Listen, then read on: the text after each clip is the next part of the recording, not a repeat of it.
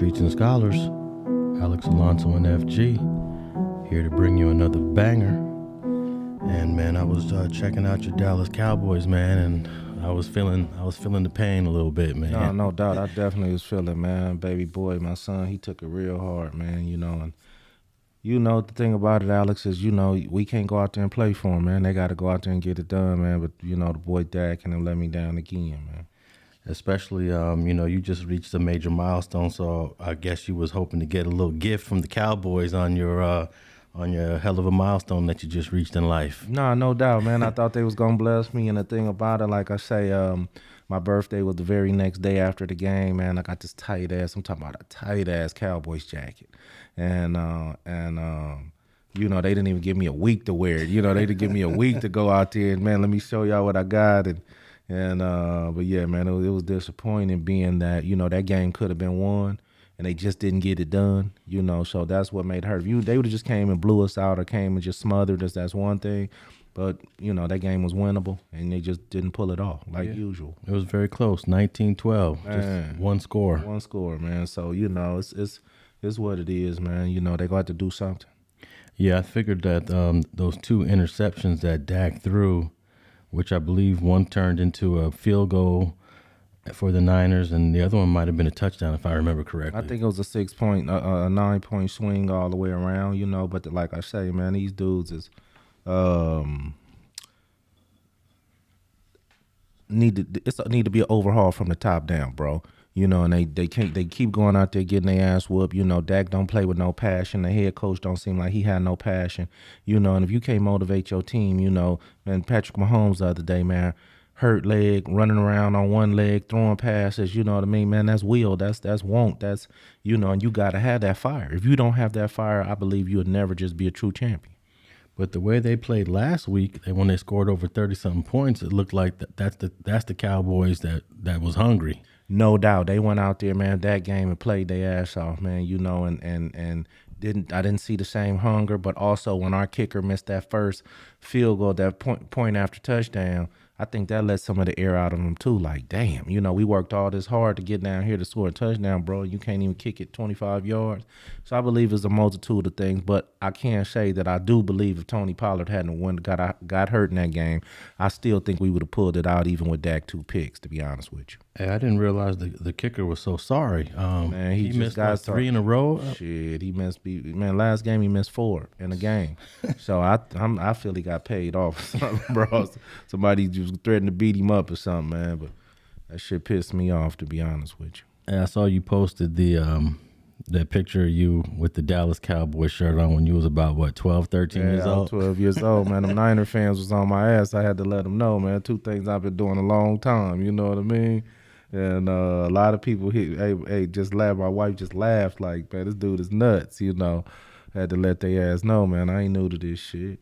Now, I was listening to Stephen A. Smith. I didn't realize he was such a Cowboys hater.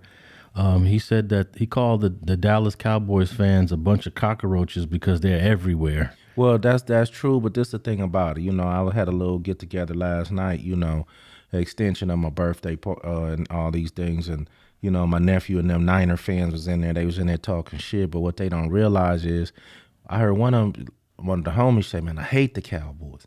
And I hear a lot of people say, I hate the Cowboys. Alex, is not a team out there that I hate. I'll root against you if you playing for my team, but if another team is playing, there's no team out there that I just be like, I can't stand them. You know what I mean? I hate them. And there's people who really hate the Cowboys. I was telling my youngest daughter the other day, because she said, man, Daddy, I'm thinking about switching over to the Bengals with Joe Burrow. You know what I mean? She said, it's hard being the Cowboy. Hey, I didn't realize. We laughed and shit. What's his name? Stephen A. Smith. Apparently, he just came out with a book, and he's got a whole chapter in there.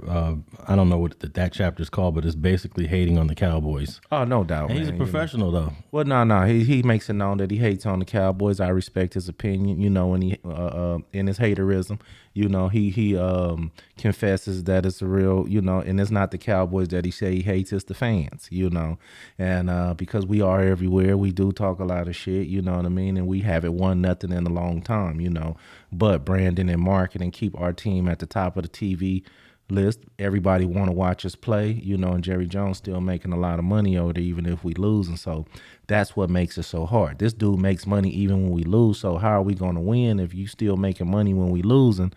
You know, it's hard for somebody to make the decisions that need to be made if you're not losing any money. Well, it's one of the few franchises in all professional sports that's going to make a profit regardless if they're winning or losing. No doubt. And that's crazy. It is crazy. You know, I think the Yankees are like that too. It don't matter. There was a whole decade. I think for the Cowboys, it's been what, 20-something years? Yeah, it's been a long time, man. Yeah, the Yankees didn't do anything in the 1980s, the whole decade of the 80s, but they made money though, you know. Oh, no doubt. You know what I mean? So, George Steinbrenner was over there, man. Yeah. Racking it in, you know. You mentioned Jerry Jones. We never did get to talk about this on Streets and Scholars. It was one of the topics I had in the back of my mind to bring up, but you know, maybe about a month ago, a photo of him when he was 14 years old popped up on the internet, blocking black kids from going to school with a bunch of other, no doubt racist white kids. Of course, he's in the back. He's one of the younger ones, but I never did get to ask you what's your take on that, being that, you know, you're a big fan of the team. Well, my take on it is this. I mean, you know, I got a lot. Man, for some reason, man, it be dudes all in my inbox, you know, I don't even know, talking shit about the Cowboys. You know, they think it's funny. They think it's, you know, one thing I never do, Alex, is talk some shit, you know, about somebody's team unless I'm playing them or something, right? Or we playing them, the Cowboys playing them.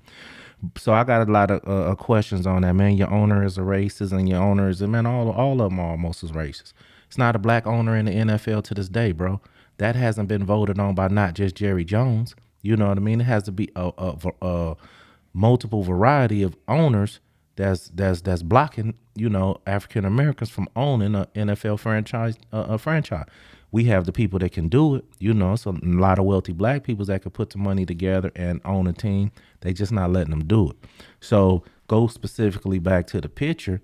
You talking about 1957? It was definitely in the 50s. Yep. 1950 in the 50s, you know, and a whole lot of these white towns was racist. This what the tone was. This what it was. Martin Luther King and all them told you what and showed you what it was back in the 50s. You know what I mean? So to be honest with you, it don't surprise me. He grew up in an era where that's what it really was. You know what I mean? Where racism was at an all-time high.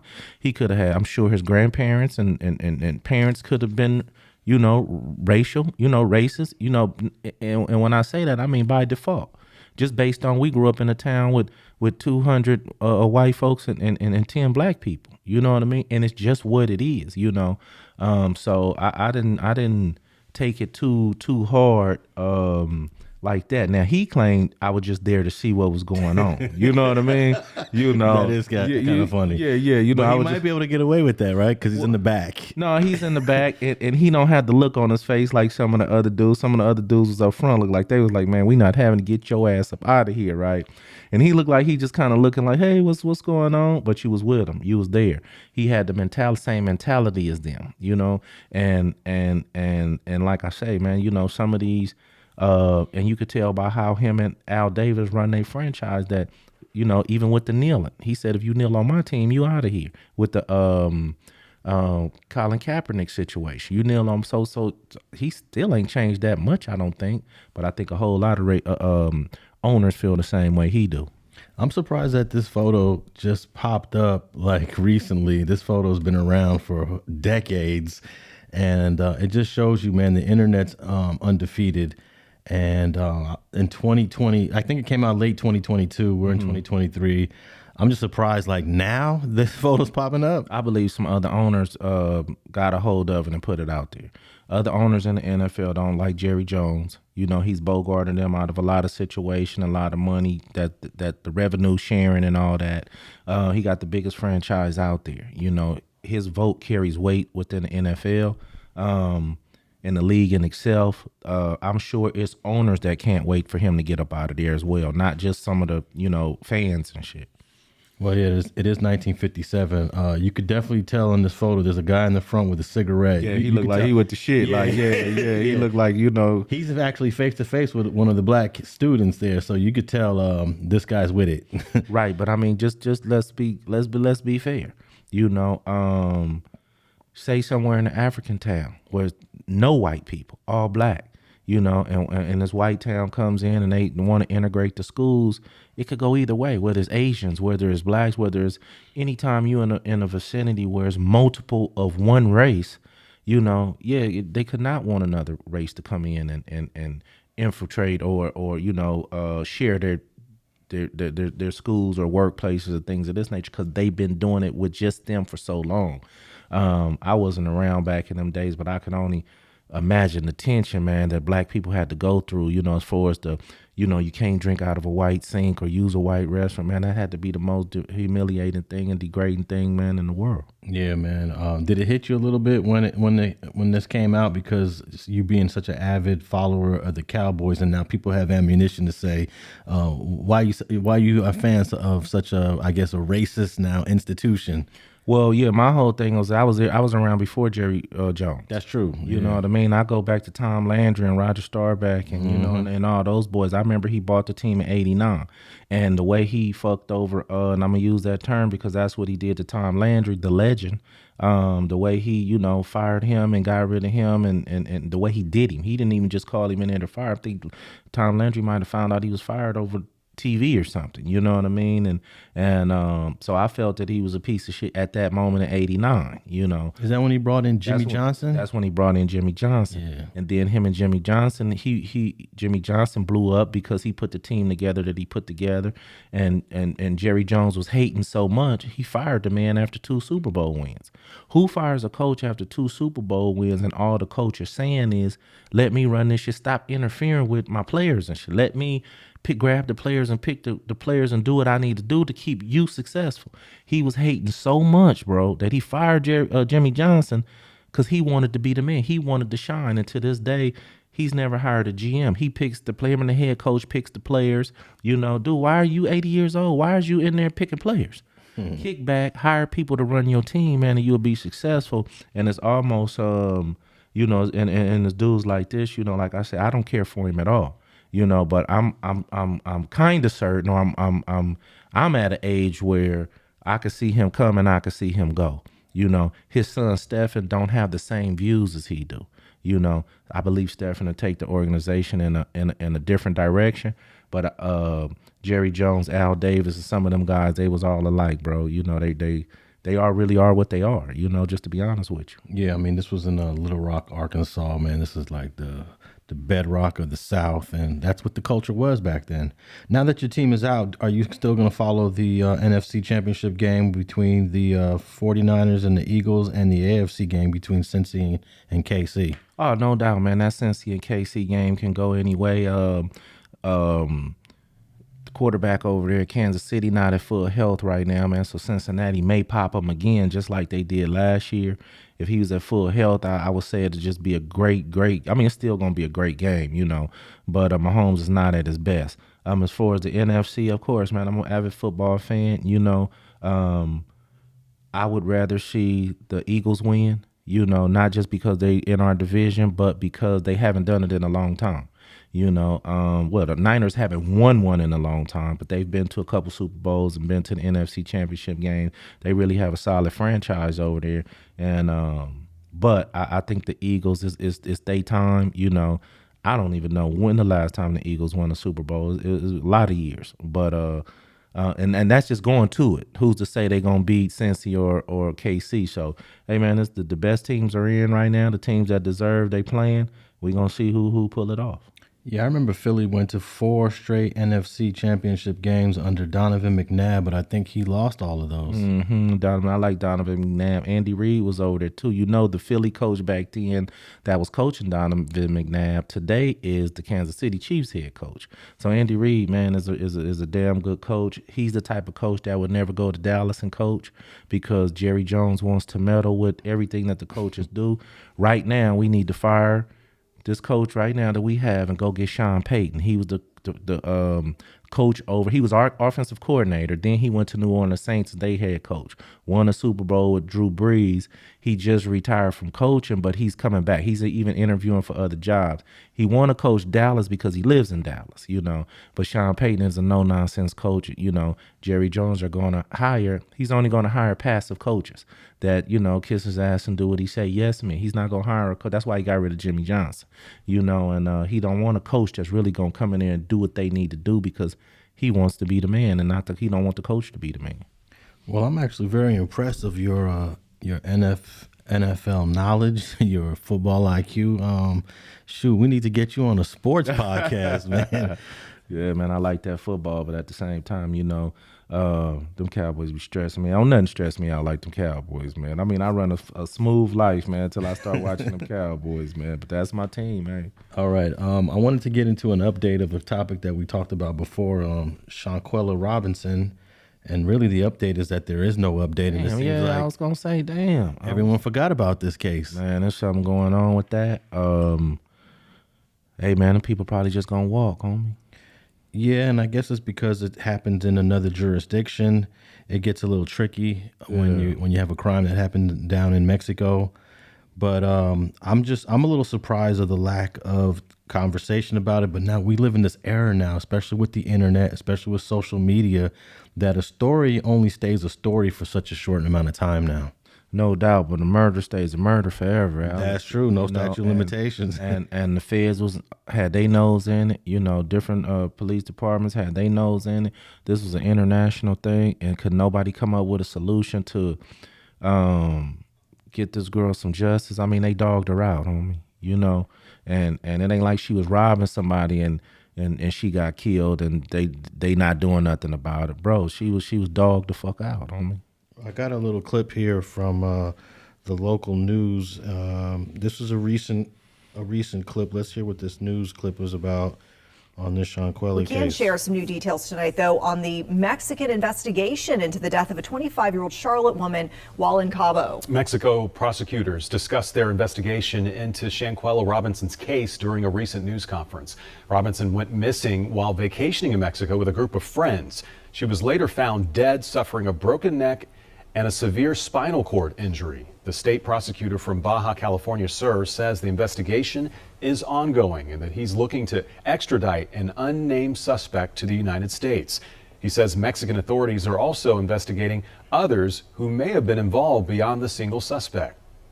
There is no impunity in a case that is being fully investigated. Right now, it was important to obtain, above all, the judicial order of the presumed person responsible for these unfortunate events, but also other situations of criminal responsibility and complicity.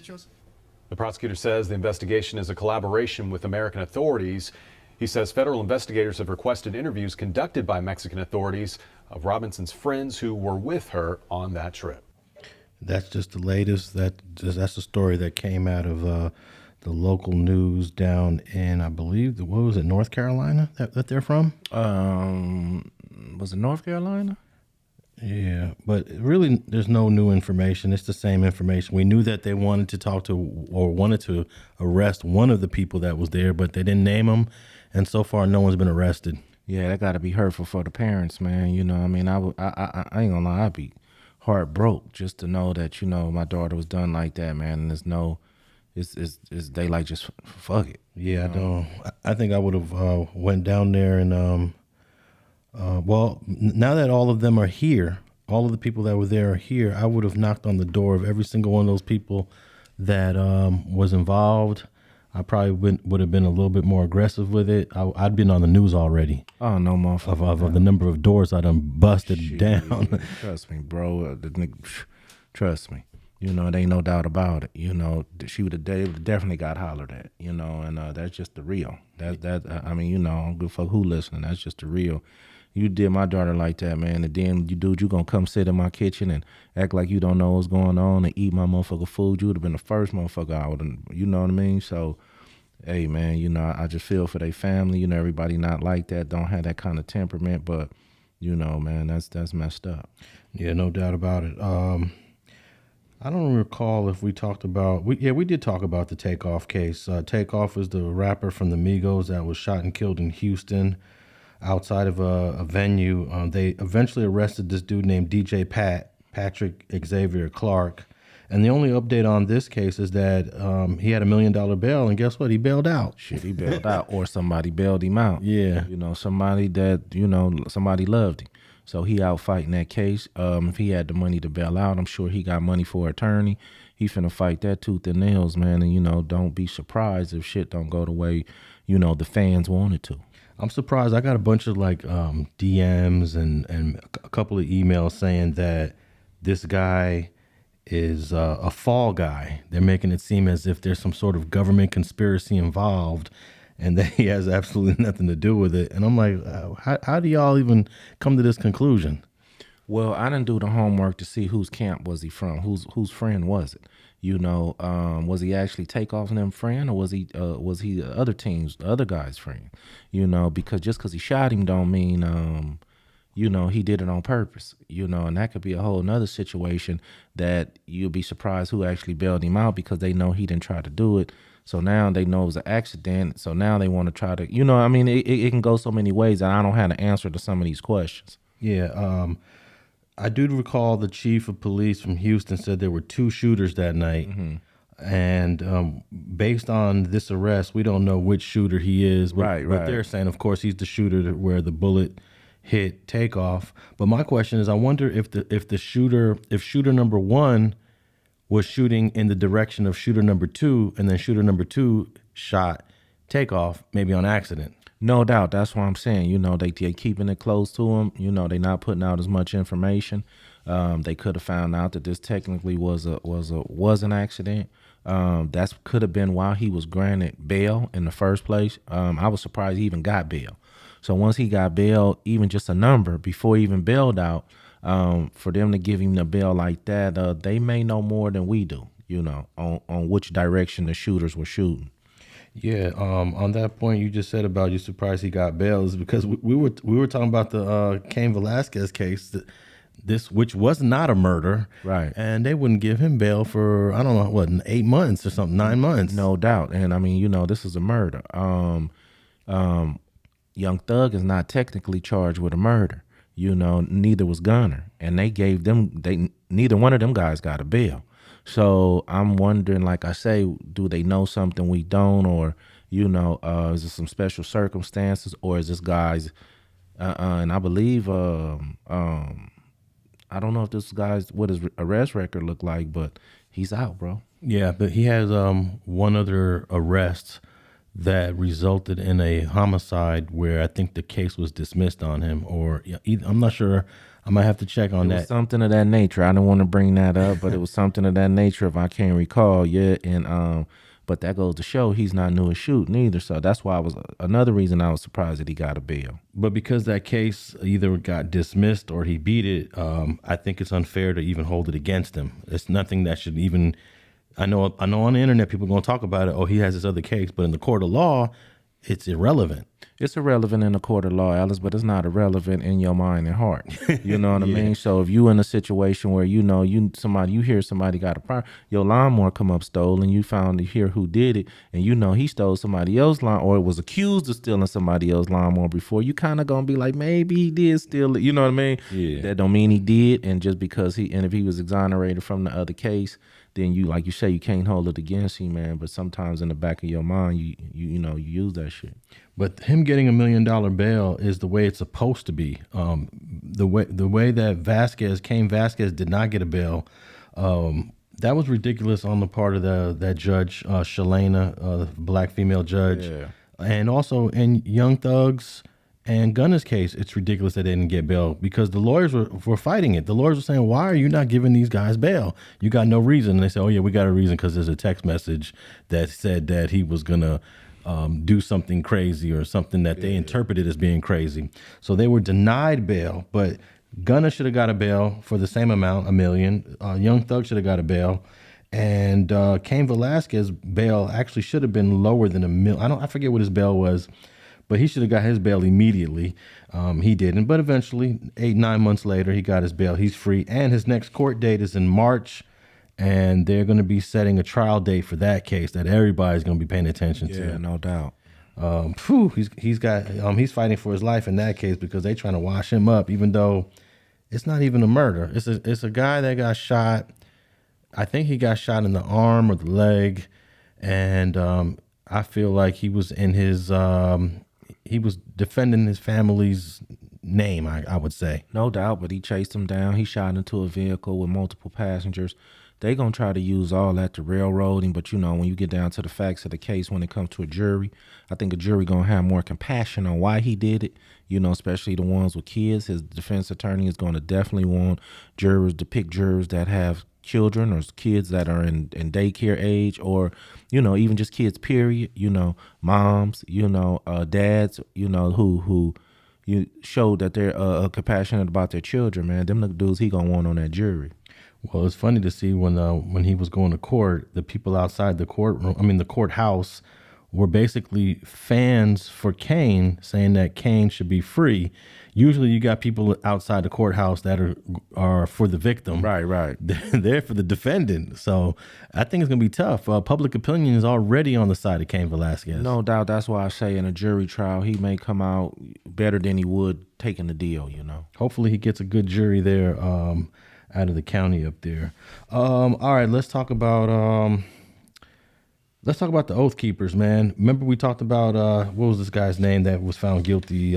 Stephen Rhodes or Stephen Rhodes or something? Yeah, Rhodes. Rhodes was found guilty of seditious conspiracy, which is a charge that is, I believe, this is only the fourth time or the fifth time someone's been found guilty of this case, of this charge, in like 100 years. It's not something commonly used. Nah, no doubt. But he was also one of the leaders of the Oath Keeper, which they tried to make it seem like they was a political group, but they really was, racist white boys, So he took it to trial under the understanding of what his charges was. And, sometimes, you play with them, they gonna holler at you. When he goes to sentencing. He gets sentenced later this year, but 4 more Oath Keepers were just found guilty a few days ago of the same case, of the same charge, seditious conspiracy. Oh, wow. And they're not playing, the federal government is not playing around with these guys.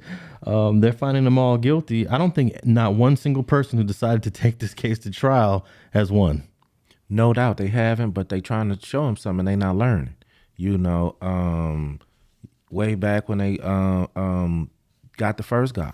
And y'all still not believers. Y'all don't think that we not going to find you guilty because you may have a different word in your case or a different couple charges. It all falls under the same umbrella, and that's going against the United States of America. So they gonna make an example out of it. Yeah, and I believe they deserve every minute, every hour, every day they get in prison because Roberto Menuda, Joseph Hackett, David Morshell, and Edward Vallejo were each found guilty of seditious conspiracy by a Washington, D.C. jury only after 4 days of deliberation. Is actually that's a lot of deliberating there. That's a long time. Yeah. So there might have been a little disagreement, but they all were found guilty, and it looks like they're going to the federal penitentiary. It says here all 4 could face a maximum sentence of 20 years, but we know that no one's getting these type of sentences. What was that sentence that the guy with the gun, he got like 7 years. He didn't get nothing too major, but shoot, 7 years is 7 years. Hell yeah, it is. Shit, Alex, 7 years a long time, man. I don't care what nobody say. But all of these guys are the max is 20. Yeah. So I don't think anyone's going to get over 10. But hey, when you take it to trial, you should be penalized for wasting the time of the court rather than just, plead guilty, take a deal, and go to prison. No doubt. They spend a lot of money for them trials. So they definitely going to get bust upside the head for that. They trying to show the next people coming down the road. It's another group that's coming down with the same seditious conspiracy charges. They trying to let people know, man, that you're not finna come up in here and beat us on this. We gonna book you on this. Take that deal, because they getting offered deals, believe me. Take that deal, and when they turn them deals down because they so proud, or they too, high and mighty, I've actually seen these kind of people in prison, man, who just felt the government couldn't do them like this shit, man. The government, they get on your ass, they get on your ass. Yeah, this is these 4 guys represent the 12th Americans that have ever been convicted of seditious conspiracy in the whole history of this country. So that's how rare this case, this charge is. They represent just the 12th guy ever found guilty of this case. Yeah, but they know about it. They understand it. They know the statistics because they lawyer do. Their attorneys know, hey, man, listen, man. Y'all batting, 0-11 with this, 0-9, and y'all going to try y'all hand with it, and some of them will. Now, this group of guys the Oath Keepers were founded by Stuart Rhodes. Okay, my bad. Stuart Rhodes, who was already found guilty. He'll be on his way to prison in about a couple of months. Was founded by him, and they popped up at pro-Trump rallies, and they developed a huge movement across the country, and they were considered part of the planners of January 6th. And now we have almost 1,000 people have been charged on January 6th. No doubt, but the thing about it is they still not getting the picture, Alex. They still trying to go to trial. They still trying to, whatever they trying to do. I believe a lot of it got to do with the appeals rights. They trying to keep those open in case something move later on down the line. But at the same time, you may could be home. But, if you'd have took 3 and you got 6, sometimes it don't add up, So these guys are the first ones found guilty of this charge since 1995. The last person was an Egyptian cleric that was linked to a bombing of some New York City landmarks. I guess a Muslim extremist from Egypt. So yeah, this is a very rare charge, and there are going to be some more people. The Proud Boys, I'm gonna predict they're gonna be found guilty when they go to trial. I don't know. They may reconsider. But they that proud, they may not, you know what I mean, and go in there and take it on the chin and come out with what they come out with. They better take it to trial since the Proud Boys. You say go on, go on up in there. Yeah, go up there, spend all that money on them lawyers, and be proud about it and try to defend all that crazy stuff you guys did on January 6th, by running up in government buildings with guns and grenades and pistols and swords and all kind of weapons. Hey, I think people died that day too. Yep, no doubt, man. All right, let's see. I want to talk about this one because this is a place that you know very well, man, and this is crazy, man. There's 3 guys that were serving time in Victorville Federal Prison were just found guilty. Actually, they took a deal. They were they pled guilty to second-degree murder for a murder or a killing that happened in 2013. They're just being the case is just wrapping up this week. 10 years later? Damn. So my first question is, why would it take so long? And it's not like it took so long to figure out who was involved. They knew who was involved initially. In fact, it was 4 guys that were involved in this back in 2013. 3 people ended up pleading guilty. The 4th person, I don't know what's going on with that person. But why 10 years to eventually end this case? You know what? That's a damn good question. I don't know if the wheels turn slow just based on, the evidence that they had because they were in there. It wasn't like a gun or a knife was used. It was a physical altercation. That was the report said hands and feet were used, and even though the person who's deceased was badly beaten, it wasn't like you stabbed him or shot him. So I'm thinking they were trying to figure out the appropriate charges to charge these guys with based on was it an accident? Was it they didn't mean to go this far? I mean, I don't have the answer to the questions. I'm wondering why it took 10 years as well. That's a long damn time. Now, this is the same year that you was released from the feds. No doubt. Same year I was in there. I was actually at this same facility where this happened at. I do have a little knowledge on it about where it happened at, and I could picture it vividly going down right there because in that same spot I've seen other shit go down right there.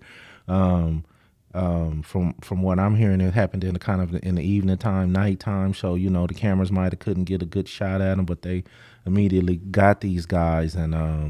But 10 years later, I don't know. I mean, that's a great question. That's a long damn time. Now, how many different yards are at Victorville? You got 3 different prisons. You got the USP, you got the FCI 1, you got the FCI 2. All of them rocking and rolling. you know, and it's a lot of more lifers over there at the USP, but it's lifers on every yard, you know, and at that prison, it's not a prison for the weak by far. You hit the prison, your shit ain't right, you getting rolled up. You know what I mean? I know because at this same facility where this happened at, Alex, I happen to be a part of setting the rules here back when we opened this facility in 2005 when there was 50 people there. You know what I mean? I went through the politics to make sure the Bloods got to sit where the Bloods sit. You know what I mean? It got to food strikes to the administration and the warden to try to make shit happen, you know, for them to put TVs in, for them to do certain shit for us, you know, at this very facility. So, you know, I was an intricate part in going to the hole a lot for, you know, rebelling against the system. You know, also, you know, we was there when it was 150 blacks, period, you know, and 900 Mexicans, you know, sorted out between, you know, Paisas and Sereños and, you know, So I'm very familiar with it. I know the dealings with it. One thing I know about it is, you know, if you ain't on your shit or you ain't right, you gonna get your ass whipped or you gonna get stabbed. That's just how over there at that Victorville too, man. Is, you know, that's how it was. So you said that you're familiar with the location where this took place, and you said that a lot of stuff happens there. Is it because it's kind of like in the cut somewhere? No, it's just because it may take the police or the COs a length of time to get there. It's kind of furthest away from where the, you know, lieutenant's office is, you know. So it's going to take you probably a little more time to get to that location than some others. Okay. And when something like this happens and the COs eventually are called to come, what happens to the rest of the prison at that point? Well, they got this thing called the deuces. It's called, when they hit the deuces, it's an alarm that goes off, and you're basically supposed to, and I went to the hole for this before, but you're supposed to freeze wherever you at. When them deuces go off, you stand right where you stand. They gonna run to where they gonna run to. They gonna handle their situation, and until they say, you know, everybody to their units, you basically gonna stand in that one particular area, unless it's one of your homeboys or it's one of your peoples. You know, if it's something going on with the Mexicans or something going on with the, you know, Asians or something like that, I'm gonna stand there and just chill, you know, till them people do what they got to do, you know. But if it got something, I see one of my homies, I'm not finna stand nowhere. I'm finna run over there and get cracking with it. You know what I mean? And do they have a gun tower there? Not at the 1 and 2. They don't. Okay. That's what makes the Fed so dangerous. That's what makes the 1 and 2 yard so much dangerous. They have a gun tower at the USP. They do not have a gun tower at the 1 and 2. So when your ass start getting stabbed, guess what? You just getting stabbed until the police come. Or you really getting stabbed till the motherfucker stab and you get tired, man. So there's really no threat from a gunner in the tower to take you out when it's time to get it cracking on the yard. No, that's why it gets cracking on the yard. That's why it's as rough as it is. And people be like, you know, what a state this and state this. I've been on the Tehachapi 3 yard. Gun tower in the kitchen, gun tower in the unit, gun tower everywhere. So it still cracks off. But this is why people say, oh, the feds is this. For one, Victorville is a gangbang facility. You know what I mean? If you at either one of those yards, it's gang members there now. A lot of gang members are in the feds now. It's not the 1980s where, you know, it was nice and cushy. They still have those spots somewhere. It's not at Victorville. You know what I mean? So when they get cracking at Victorville, man, it take manpower to come stop those situations. By the time the police get there, out where this situation happened, it's done, man. It's over. Now, I'm surprised that as active as Victorville is, that they wouldn't want to put a gun tower in there to have some more control for things like this. Well, you know, for one, that take money, and I believe that when they built medium security prisons and called them that, they didn't felt they needed them. They probably didn't understand how many gang members was going to be, you know, designated to one prison, how many gang members were actually coming to federal prisons nowadays. You know, you got to understand, you seeing every day on the news, you got the bank robbers, you got the smash and grabs, you got a lot of these crimes that's resulting in federal crimes is gang members. You know, so now when you get gang members out of medium for shit, and you can't send them all to the pen. Either they points not there, or you can't just stuff all the pen, you know, the USPs, you know, and so, man, when it gets cracking on that Victorville yards 1 and 2, man. So do they do like a lockdown when they tell everybody to freeze? Do they eventually lock the prison down like they do in the States, where everything's cut off. No more visiting. There's no everyone's going to the hole, or they just shut the whole yard down for like a week, 2 weeks, 3 weeks. Well, they're gonna immediately shut the yard down. Everybody to their cells. If you in your unit and they hit the deuces, soon as they hit the deuces, you're gonna know, because the CO and all the administrative staff that's in your building are gonna run out the unit and go to the facilities. When they hit them deuces, it's all hands on deck. If it's a secretary in a suit, if it's a case manager in a dress, if it's you running your ass to that situation, So when you do that, shit, guess what we doing if I'm in the unit? I'm going to get my ice, put my last little food in the microwave. I'm trying to, get my clothes out the dryer. You know what I mean? You trying to get your shit together because you finna be locked down. Once they lock the facility down, everybody get locked down. They designate who is involved. They go to those unit, get those dudes, take them to the hole. Once they realize that, after that, what takes so long sometimes to open up the yard is to see that if we open it up, the two parties that got into it, is it going to be some more retaliation? If it's a situation where they can just isolate, it was an isolated incident, they'll open back the yard later that day. You know what I mean? But if it's a certain group, certain gangs that then got into it, they know it's gonna be some more shit later. They gonna lock it down and keep it locked down till they feel, I mean, I've been in situations, man, where they didn't came and. I remember one time they took the 21 Crips to the hole and took me, and it was a Crip situation. I'm like, what the fuck I'm in here for? They like, 'cause we knew you knew what was going on before it went on. We knew the Crips told you what was cracking. UFG. We know how you rock and roll over here. You know what I mean? I'm like, bro, I ain't, I don't. They knew I didn't have shit to do with it, but that's just how it was, And eventually, they let everybody out. Once they let everybody out, it won't be no more smoke. That's just how it is, bro. You got to take it on the chin when they take you to the hole for something that you don't got shit to do with. Food strike. We did a food strike. We waited till every year the region comes to look at the prison, because the region is the ones who allocate money for prisons. The region came. Every time the region come, they want to feed us good and act like they treating us good and shit. We did a food strike. We did a sit-in rather when the region came. Oh, that shit looked so bad on the prison, man. As soon as the region people going, they got to locking our ass up for sure. And they got designated people who they feel got some say-so around this yard that they gonna automatically go get, whether you was involved or not. That's just how it is, So it's a delicate. They got their shit together in order how they handle shit, Now, when something like this is gonna go down, like it went down on October 1st, 2013, do the people that are about to get active let people from other races and other groups say, hey, we about to handle some business, we just letting you know so y'all can stay out the way? Yeah, sometimes they do. I've had groups come to me and say, man, get out the way. Hey, it's a Sereno. Hey, man, get out the way. Tell you folks, they'll just be telling me personally. It's not like they make no alarm, because of course you still got rats that's gangsters, but I've been told plenty of times, hey, homie, how your homies, off the yard, we gon', and that was just a personal, they wasn't supposed to be telling me or nothing, but that was just something personal they gave me. And I tipped the homies, hey, homie, it's gonna get cracking, so, don't go out there that first unlock, or something like that, or I done had motherfuckers come to me and say, hey, homie, if dude them owe you some money, get your money, homie, because we finna go up on this dude.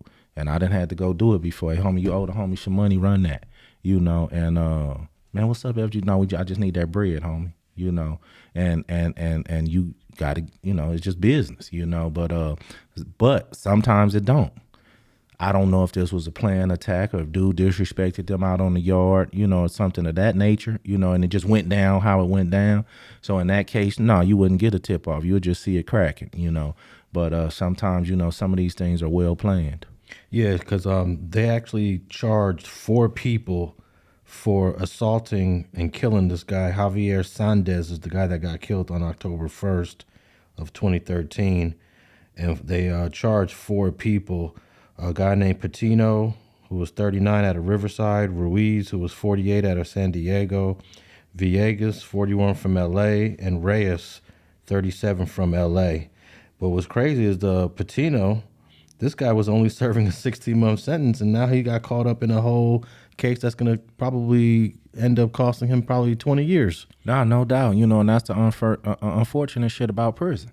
That's the unfortunate thing about being a gangster. You know, you can come on a violation. It's homies that came back to the feds because they did their time and they got violated. Came back with 6 months on the violation. Points was still up, so they was gonna come to a gangster yard, you know, because that's where they left from. And when they get there, a riot get off, and they get stabbed 6 times, you know. And damn, I did 13 years, and it was cool. I come back for 6 months, man, to get stabbed 6 times. That's the way the ball bounced, man. And when we say suit up, you know what I mean? I know one time when I was in the state, homie, I got into it with this dude. We was gonna get down. And one of the homies was like, man, this dude FG tripping, man. I go home in 6 days. You know what I mean? You know, I heard him say that. You know what I mean? You know, and you know, and I gave him a look, homie. It ain't over till it's over. You when you go home is when you go home. Up until the day you go home, bro, anything can happen. And that's just really how it is. Don't get me wrong. There's ways to stay out the way a little bit, but at the same time, man, if you call the duty to rock and roll, shit, you got to rock and roll.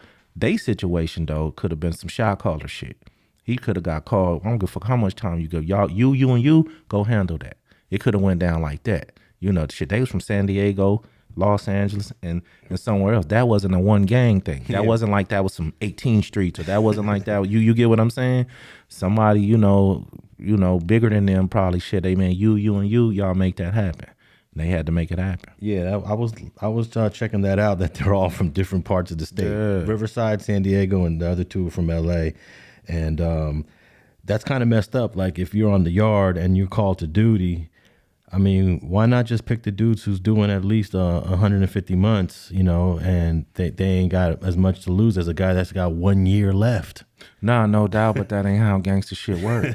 You know what I mean? Because the dude who doing the motherfucking, 150 months probably done already put some work in. He could have came with 6 months and put some work in and end up with 150 months. You don't know what he already did for the gang, for the system, you know what I mean, for the race, you know. So you 3 dudes ain't certified. Y'all ain't did shit. You got 16 months. Your hands ain't been dirty. Go get them dirty. You know, and that's how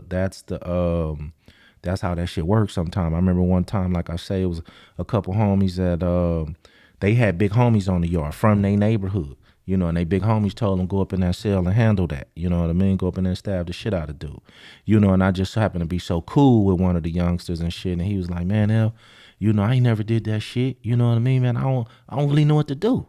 You know what I mean? You know, and I say, man, you know, I can't step in on that call, you know, but at the same time, tell them to go with you. You know, all these big homies and shit out there. And I'm going to put this out there, just period. All you big homies out there sending these dudes that ain't never been on no missions. Trust me, I don't condone it. You know what I mean? But sometimes this shit happens. You sending dudes out there on blind missions, they ain't never did nothing. You know what I mean? But you want to call shot, go do it with them. You know, and put your life on the line with them. You know what I mean? If you so adamant about it, and that's the whole thing about it, you know, you got dudes just telling dudes what to do, Alex, and they fucking their life off trying to go do it, you know? Yeah, and that's probably one reason why some of these dudes be like, man, I'm going to go on a PC yard because they are sending me on missions. I didn't come to prison to do missions. No doubt, you know, especially some stupid shit. It ain't like, you know, it's a grudge you got with the dude. I don't got a grudge with the dude, you know, certain shit like that, or, you know, but it just say if the dude was a rat though, you know, you got to send somebody up in there to handle that. And, you know, hey, different people get picked, man. You when you sign up for this gangster shit, a lot come with it, Alex. Well, the guy that was doing 16 months, Patino, he was doing the least amount of time of the other 3. Christopher Sneaky Ruiz, he was already doing 10 years for racketeering and methamphetamine violations. Jose Torch Villegas, I forget how much time he was doing. Adelson Shanky Reyes, he was doing 135 months. But what's interesting, only 3 guys took this plea deal to plead guilty of second-degree murder. This 4th guy, Adelson Shanky Reyes, I was expecting to see his name in this case, but it's not. It hasn't even been a part of this case. Mm-hmm. And I wonder why initially he was charged like 5-6 years ago, but now today he's not even part of the case. Many factors. I mean, Alex, he could have just been there and didn't do not one kick, not one hit, not one, and how do you charge a person who didn't participate at all? He didn't run or nothing. He just didn't, maybe the other three was on him so tough. He never actually participated. You should be able to, most of the time they will give you accessory after the fact or a still accessory, or he could have told. You already know he could have, but he definitely could have cooperated. But by the time the COs run to this place, to this location, to this spot, they don't know who did what, right? Because everybody's already fall back into different positions. Yeah, but they rely on camera. They got cameras everywhere now. Back in the old days when they had Old Folsom and Soledad and, Jamestown and stuff like that back in the day, they didn't have no cameras in them facilities. You know what I mean? Everything relying on either somebody gonna tell you or you just wasn't gonna find out. Or you was gonna find out once the next dude got stabbed tomorrow, you'd be like, oh, he must have been the one that did it. These newer facilities have cameras everywhere. They can track you walking all the way from your unit. Once they narrow it down to what unit you in, sometimes they can hit certain cells because they could look at certain races. Okay, we can count the blacks out, or we can count the Asians out, or we can count the, and then some of these SIS lieutenants and stuff like that, their job is to know who the gang members are, so they can see your face. Oh man, that's Sharky, or man, that's FG. We already know who it is. You know what I mean? So that could be a easy way they got them too. Now, this was obviously a blind spot where there was no camera. But would you expect today that Victorville put a camera in this little spot in this little area? It wasn't a blind spot. It was in a wide open space. It just was so far from the lieutenant's office that, like I said, it was going to take them a minute to get there. It wasn't a blind spot at all. This was out on the yard, out on the basketball courts, to the far basketball courts. They have a big yard over there at Victorville. I mean, a huge yard. And you can go so far back to the yard, man. I'm talking about I've seen a dude one day out there drinking. Police get to chasing him. He got a gallon of hooch in his bag. They get to chasing him. He's running all over the yard while the police chasing him, homie, drinking his drink. And he didn't stop till he was finished with that. Man, he went in there drunk as a motherfucker, man. But this is how big this yard is. So it wasn't a blind spot. It just was a spot, like you said, if you do it in a unit, they can get to you fast. You do it in a child hall, library, things of that nature, they can get to you fast. You get out there on that yard and you get kind of towards the back of that yard, it just takes them that much longer. But it's cameras all over that setup. So do you think a camera actually captured the assault on Xavier Sandez? Every bit of it. Wow. Yeah, okay. every bit of it. And they obviously didn't care but this goes on all the time. It's just this dude happened to die. I don't believe that. I can't say, I wasn't there, or the intent, but this thing happens all the time where people don't die. So I can't even say that their intent was to kill him opposed to, because why they didn't stab him, man? You know how big they got knives at Victorville too? They got knives this long, bro. They could have stabbed the shit out so when I say I don't think they were trying to kill him, I don't. Because they could have stabbed this dude 100 times before the police got there and they didn't. So I don't think they was going to commit murder.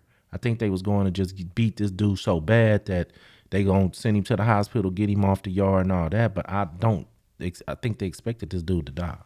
Okay, yeah, that's interesting because if they wanted to stab him, they could have stabbed him. And I'm assuming stabbing somebody is easier than if your intent is to kill him. Stabbing is easier than just using your bare hands. Oh, no doubt. Plus, if your intent is to kill him, you're going to do it in the most brutal way you can. You know what I mean? You're going to set the tone. You're going to hit him all in the neck. You're going to do everything you can. Even if you start off with fighting, once you get him on the ground, homie, you're going to start gashing him. So I just believe, just in my experience, this probably wasn't even a planned murder. I think this dude happened to just die on him and they was like, fuck, you know what I mean? And them fighting their cases, them seeing it on camera, them even probably admitting, bro, we were just fucking him up. We didn't expect him to die. Attorneys can fight, public defenders can fight, or if they had paid attorneys and they, it was an accident, so I don't know, for them to plead guilty on a second degree, me personally thinking if they pled guilty, they promised them a certain time range, you know, and 10 to 20 or something, you know, it carries life. The maximum statute on that is a life sentence. But for them to plead guilty after 10 years, I believe they came to some kind of agreement. Now, in the indictment, it says that the allegation that Javier Sandez was escorted to the rec yard in the prison where he was attacked. The statement says Patino, Ruiz, and Villegas are accused of striking and kicking him until he was no longer breathing, at which point Reyes instructed them to continue beating him, according to prosecutors. So that's interesting. And Reyes is the one that's not, that didn't plead guilty. He's not one of the three. Oh, is that right? Yeah, Adelson Shanky Reyes, I guess, according to the indictment, is the one that was calling the shot, I guess. So would you say that kicking and striking him is not really intending to kill the person, but when the fourth guy says, don't stop, do it, continue doing it, and then, you know, at a certain point, the kicking and the strikings will lead to death. Nah, because I mean, Alex, you out of 100 times, it won't. You know, I've seen some dudes take some brutal ass whoopings with steel toe boots. You know what I mean? Jaw broke, eye busted, ribs broke, all that. And yeah, they fucked up. Yeah, so this could have been a DP. Could have been a DP. Yeah. The way you said they escorted him out there, you know, he probably went out there and was taking his DP. It could have simply been that. If they escorted you, can't nobody escort you nowhere. You could somebody come say, man, come on, you could start fighting right there. If you know what I mean. So he could have went out there, man, and purposely took. But Alex, I've been to this institution. I've seen DPs go on. You got spots to go DP somebody that you won't get caught. You know what I mean? Everybody know that been to Vicky Deuce, you got a bathroom right there that multiple DPs go down in, but they may have put a bathroom. I think they put a camera at that bathroom while I was there, because that was one of the DP spots. But it's you could have DP'd him in a cell. You know, I mean, it's a lot of logic, you know, because the COs leave and go outside sometimes. Somebody watch the door, get cracking, boom, DP the fool. You know what I mean? Mop up the blood and everything that's in the cell. You actually can have time to do all that. You know, they took it to the yard. Hey man, you know, I don't know. You know. Yeah, I mean, the fact that they pled guilty to second degree, it tells you that they weren't even trying to charge, that they weren't going to go forward with a first degree on this. So they must know, the prosecutors, of how it went down and why it went down, and said, we'll just give them the second degree. But the second degree is, you still getting time, though. Hell yeah. It's almost, I mean, you know, that you ain't promised a dub. I'm just saying the statute carry a life sentence. You know, you could get a life sentence. You know, I'm only saying, just based on that they didn't go to trial and lose it, I'm believing that they was offered some numbers in between, you know, from here to here. You know, that's what my take is. You know, I'm not taking a second degree murder, just pleading guilty on it without some numbers. I'm not gonna do it. I'm gonna go to trial with it. Now, I looked up Adelson Shanky Reyes, the guy that, according to the indictment, was the one that told them to keep kicking and beating them. It says on the BOP website that he's not in BOP custody, even though at the time he was serving 135 months. Maybe he just got released. Yeah, because that was 10 years ago. Yeah. 135, you said 135 months? Yeah. That's 11 years. Yeah, you only gonna do 9 off 11. He may have went home. But how would he escape this case when it says, according to the indictment, he's the one that pretty much quarterbacked the whole thing? But he didn't do nothing. He didn't touch the guy, you know. You absolutely right. They usually would give you accessory, but this is a prison situation. It's not a street situation. I've seen a lot of times where people get stabbed and it's no repercussions to the stabber. You know what I mean? You know, and so I can't answer that, Alex. Okay. It's an interesting case because it took 10 years before I guess they decided to give these guys whatever they were offering them. 10 years later, this is a assault that happened in 2013, and these three guys just took this deal in 2023. It's bizarre. Hey man, no, that's wild. That's crazy. But I definitely want to see what kind of time they walk off with. You know, when you was talking about the one dude only had 16 months, he could have been per se the dude with the less stripes, you know, and the crew. But guess what he got now? Next facility he go to, man, you know, he gonna be welcomed with open arms, Alex. You know what I mean? You know, they put that down. They didn't give a shit about going to the hole or none of that because they did it out on the yard, you know, where they know they was gonna be seen, you know. So yeah, he got to go walk off some time, a whole lot of it. But at the same time, man, in this underworld, when he get to that next spot, man, them little dudes who ain't never did shit gonna be looking up to him, you know. Well, we're going to find out how much time they get. June 2023, all three of these guys will get sentenced. They're currently sitting in MDC, and I guess they'll be on their way to perhaps a FCI then, huh? Nah, they going to send them to the USP. I mean, the USP. Yeah, That's yeah. what I meant. I know what you mean. Yeah. They're going to a USP. All right. Lastly, man, we didn't talk about this last week. I thought about talking about it, but they just released an extended video of Keenan Anderson, who was tased to death by the LAPD. Well, I don't know if that's the right way to say it. I don't think whenever the police are using tasers, they're not intending to kill you. That's the whole purpose of it. But the taser ended up killing Keenan Anderson in this, traffic stop. You had it right the first time. They tased him to death. They tased him to death. But that sounds what you're saying, but that sounds deliberate though, right? Right, but at the end, when we look at it, and later on, you know, when we speak how we regularly speak, you know, man, he tased that boy to death, man. He ended up dying on behalf of the taser, shocking his heart. He went into cardiac arrest. They actually, Alex hit him, tased him 6 times in 42 seconds, bro. That's excessive a little bit. Yeah, no doubt about it. I watched this a couple of times. I have a clip here. I want you guys to hear this. This is about a 4-minute clip, and this is a new clip that was released. They're calling this the extended clip. I guess the previous clip was only about 2 minutes. This one's 4 minutes. Okay. I want you to hear Keenan. In your pocket at all? No, sir. No ID on you. Are you gonna have an ID in the car? Yes, sir. Okay.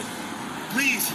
So who's trying to get you? Who you said somebody's trying to kill you? No, sir. Nobody's trying to kill my car job. What's that? My car malfunction. Who's trying to kill you? My car malfunction. Your car malfunction. Yes, sir. Okay, but you're saying somebody's trying to kill you. You're saying somebody did something to your car? No, I did that. You did something to your car. Okay, what did you do to your car?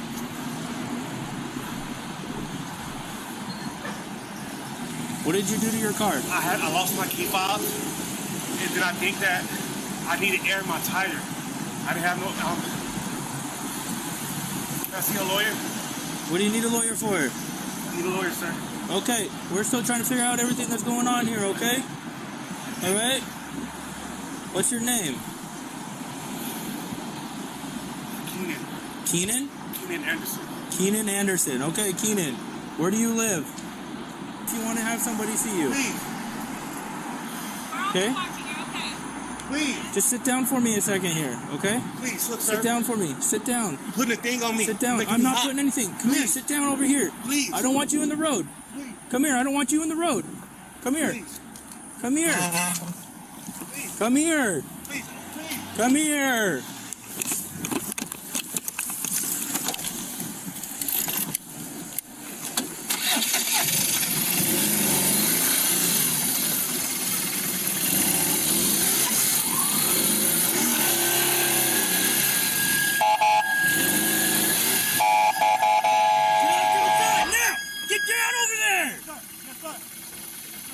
Turn over on your stomach right now. Yes.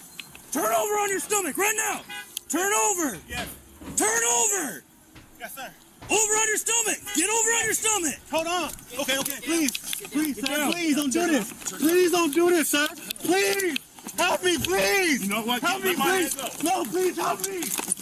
Help me, please. Please. Keenan, relax. Keenan, relax. Help!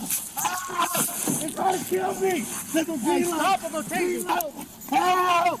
They're trying to kill me! Hey, stop, I'm gonna tase you! Stop, I'm gonna tase you! Relo's trying to kill me! I have stuff on YouTube! Stop it, I'm gonna tase you! Yes, sir! Stop it, I'm gonna tase you! Hey, please help me! Help! Help! Stop it, I'm gonna tase you! Stop it, I'm gonna tase you! I'm gonna tase you! Stop it right now! Stop it right now! Turn over! Turn over, I'm gonna tase you! Turn over, I'm gonna tase you! Turn over, I'm gonna tase you! Yes! I can't. Watch your elbow, partner. They're trying to join for me. They're trying to join. Stop it. Stop it, I'm gonna tase you. Okay, stop it, or I'm gonna tase you. Stop it, or I'm gonna tase you. Stop resisting. Okay, I'm gonna stop it right there. At this point, they take the taser and they actually put it against his body. I guess they got certain tasers. Sometimes they could shoot the taser at you, but this one is they just put it against your body, and they're zapping like 50,000 volts of electricity through your body. Of course, it's gonna have an impact. And because of this, he died, and now there's a $50 million lawsuit being filed by Carl Douglas here in Los Angeles. Right, no doubt. But I'm gonna be honest with you. That video sound a lot more traumatic than it looks. But he told the dude 50 times, stop or I'm gonna tase you, man. The reason why when he got on his motorcycle, he changed his tone from, hey, just come here, hey, just come here. And the guy tried to open some innocent driver going down the street, tried to open their passenger door. Once you did that, then all bets was off. Dude, stop talking nice to you. Dude, stop playing with you. He still had you to get on the ground. They were gonna just detain you, put you in handcuffs, detain you. He fought off everything that he can. I listened to the words he was saying, Alex. He sounded like he wasn't stable mentally or on something. What's your take on that? Well, I've been hearing that he was having a mental health crisis, but then they put out a toxicology report, preliminary report, that says he had cocaine and weed in his system. Mm-hmm. So I don't know if both are true. If both are true, you're not gonna be stable. I don't know if this is really a mental health crisis or if he was just high, right, and he was just on one, or if it's a combination that he has mental health issues and then he got high and that just exacerbated the interaction between him and the police. Mm-hmm. But I don't think it was an issue for 3 LAPD officers to just put him in cuffs. Shit, it had to be an issue because they couldn't do it. And these dudes must be, I'm saying, damn, how strong is this dude? Because they never got him. It didn't look like they was really trying to put him in cuffs. It just looked like they were just trying to hold him. And what it looked like, they was trying to get him to cooperate with their commands. I say, fuck the commands, just cuff him. Stop, turn over, move, do this. He's not going to do any of that. 3 grown men should be able to get this one guy, arms behind their back and cuffed. Seemed like they should be, but I was looking and they didn't. Seemed like they damn near couldn't. He fought him off the whole time. Me personally, dude, it started off from a traffic accident, and you come up dead over a traffic accident. But if he wasn't mentally in his right mind or he was induced with, cocaine and marijuana, I could see how it triggered him to not be responsive, but it started off with a traffic accident. He wasn't accused of anything. The police didn't even have him in cuffs. The police were just sitting him down saying, man, I'm trying to see what's going on. He was erratic in his speech, and at the end of the day, man, this dude lost his life over a traffic accident. Nothing violent, nothing criminal, none of that. It was a traffic accident, and he lost his life behind it. So, on behalf of his 5-year-old daughter, they sue him for $50 million. Yeah, well, I don't think they're gonna get $50 million, but I definitely think that there were other ways that the police could have handled this situation. And they didn't release all of the footage right away. They kept some of it out. Apparently, there's a conversation between this cop and Keenan Anderson for like 7 minutes before he runs in the street. And they didn't put that out. And I think that conversation kind of shows that, okay, this cop should have known I'm going to have a mental health, potentially a mental health issue with this guy. Mm-hmm. So let's treat this differently. Right. But they went in there and they treated it like it was criminal. like it was a thug, like it was a bank robber getting away. Let's be fair, Alex. He didn't treat him like that till he tried to open up a passenger's door on their car. And once he did that, man, if my daughter or my wife was in that car, you know what I mean, my son, and the dude with erratic behavior goes to open up they door, then of course my wife or my son or my daughter gonna be yelling at the cop, do your fucking job.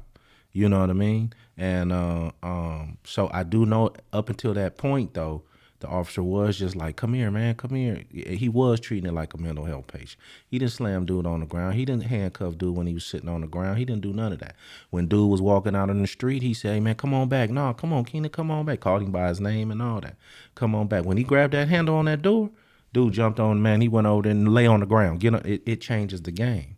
And don't get me wrong, like I say, that don't change that he had a mental health crisis or even induced in drugs. That don't change the fact, but it changed the fact on how I got to deal with you now if you're going to add innocent people into what me and you got going on. You know what I mean? I still didn't see nothing but them trying to get him in cuffs. I don't believe they ever had the tasing, though. Not one single time. You got 3 grown-ass officers right here. You never should have had the tasing, period, Alex. I mean, at all. Rough him up, get him in them cuffs, pick him up, put him in the car. We'll deal with it after that. You never had to tase this dude, man. You tased this dude because you wanted to. You know what I mean? Like you said, they wasn't trying their best to put him in cuffs, And he was resisting, but you got 3 grown men, man. I think 3 whole men can grab an arm, bro, and get you in some handcuffs, man. Also, I think they could have called this in as a mental health issue in those first 7 minutes before he ran out the street. It was clear that your conversation with Keenan Anderson was going unusual. At that point, after the first minute, the second minute, the third minute, you can just say, all right, I got a mental health issue. Let me call for backup. But for those first 7 minutes, it was just that one motorcycle cop and him. And then when he decides to run in the street, it's just him alone. And if they had more officers there and they called it in as a mental health issue, we probably would have never got to the point where he runs in the street and he's grabbing another car's door. I understand that, grabbing another car's door, all right, now that changes the game a little bit because now you're putting the innocent bystander's life is at risk because you don't know if Keenan got a weapon, if Keenan is going to do harm. But at the end of the day, I think the LAPD could have did it better. They could have handled it better. They could have called it in sooner. We didn't know 7 minutes this cop is just there talking to Keenan. Keenan was on the floor originally, on the ground. Oh, okay. Remember Keenan's on the ground. He was sitting on the ground. Yeah. But then he gets up, and then that's when he runs into the street. Right, but like you say, it's a whole conversation somewhere that they omitting. For what purpose, I don't know, but you absolutely 100% right about that. So, yeah, they eventually released it all. I mean, I don't want to play the whole thing. The whole thing is like 20-something minutes long. And maybe I'll put a link in the show notes to the whole thing. But now it's a $50 million lawsuit. Also, what's interesting is Keenan is actually related to Patrisse Cullors, who's the co-founder of Black Lives Matter here in Los Angeles. Oh, damn. So, there's going to be a lot of advocates fighting for this lawsuit. And they're probably going to be trying to ask for charges against the officers, which I don't know. I don't know if there could be charges against the officers. Do you see anything? Do you think they crossed the line? Maybe. I don't know if it's a like in a taser policy. Is it a policy where you tase the guy for a certain amount of time and let off? I don't know. Like I say, they did see that he tased the guy 6 times in 42 seconds. That's a lot. Yeah. If they can come back with the excessive tasing, then they can get something done. But other than that, man, this shit happens every day. I mean, that's 50,000. This article says 50,000 watts of electrical energy. I think it's volts, but it says here watts. But nevertheless, it hurts. Yeah, no doubt. And it impacts your internal organs as well. So 6 times, maybe if 6 times is beyond the policy, maybe we'll see some sort of criminal charges, but I don't know. I'm unaware if you could charge an officer for tasing someone that ends up dying unless you did something criminal. I'm not sure if there's anything criminal here. No, I definitely don't see anything criminal from Keenan. I'm talking about the officers tasing them. It's going to be hard, man. It's going to be hard. Well, they're definitely gonna they're gonna get some money in this lawsuit. Carl Douglas, I think Carl Douglas is teaming up with Benjamin Crump on this case, and it looks like it's gonna be a $50 million lawsuit, which was just filed earlier this week, and that's all we have for you guys this week, man. Where can people tap in with you, FG? Man, come over there to FG Unleashed on YouTube, man. Check me out. Check out them videos. Like them if you like them. Make sure you hit the notification bell and the subscribe button. Check me out on Instagram at FGeneral1 on Instagram. I eventually saw your interview you did with the dude from San Bernardino, the one that I missed. We were talking about that last week. What was the topic last week? Clemency apart. Oh yeah, clemency. Yeah. Dude got clemency. You had your boy on there from San Bernardino. So yeah, that's a good interview to check out, man. A lot of people need to tap in with FG Unleashed. And you got anything new coming up? Yeah, I got something new I'm putting out in the morning. So if they tap in with it by this week, definitely they have something. Okay. And you can tap in with me at the StreetTV YouTube channel, where I put clips of this podcast occasionally. We just dropped a lot of clips from our last episode, which I believe is episode 48. You could tap in with me at Alex Alonso 101. Follow me on Twitter and Instagram on that handle. And also you could always contact me via email. Just go to streetgangs.com, click on the contact link, and you'll find my email there. And I want to thank all the Streets and Scholars listeners for listening to another fire episode. Before we go real fast, Alex, I'm getting a lot of requests for more clips, bro. So, okay. You know what I mean? They like the clips. So if you can get a chance to put some more out, you know. I just dropped like 3 or 4 of them this morning.